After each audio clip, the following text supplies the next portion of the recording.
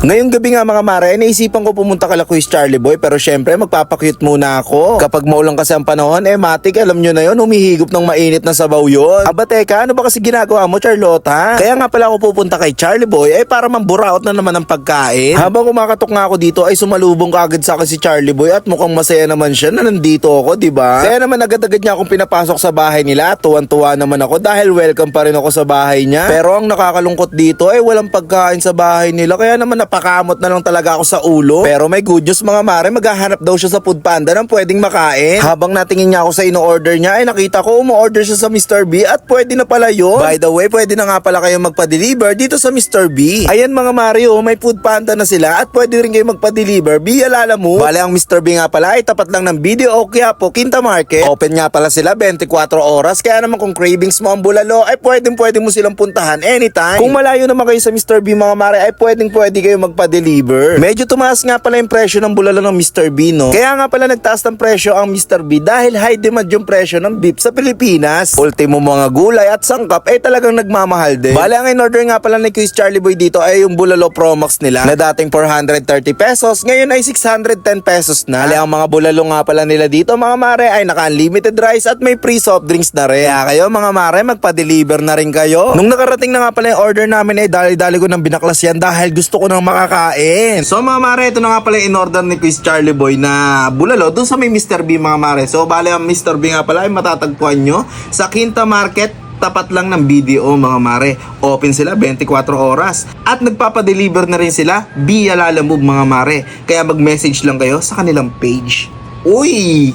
So tara, tikman na natin to mga mare. Kuha lang tayo dito ng bone marrow. Ayaw nilang pansinin to kasi malaki.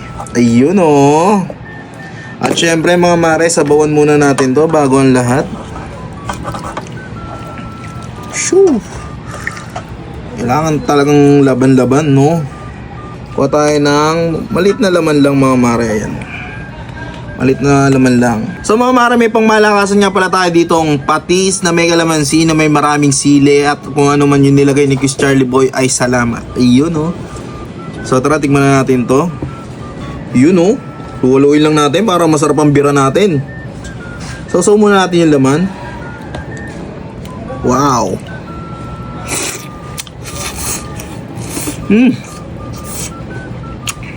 Grabe, talagang humihiwalay na yung laman. Sarap. Gulay.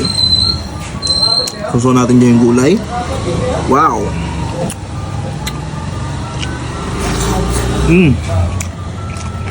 Patay ng sili. Wow. You know. Sheesh.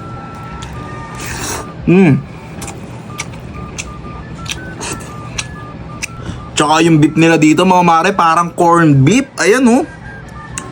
So syempre, dadako naman tayo dito sa may bone marrow. Ayan, napakalaki niyan. Higupin natin oh. Ayan oh.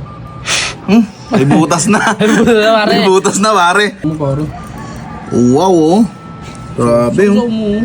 Syempre, lalagyan na lang natin yan. Yun oh. Sheesh. Yun oh. Tingnan yung bone marrow oh.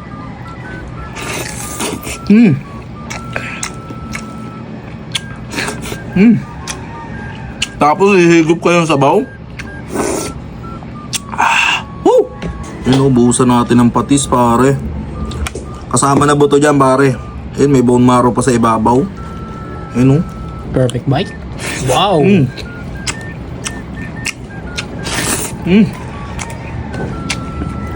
Grabe, napakasarap.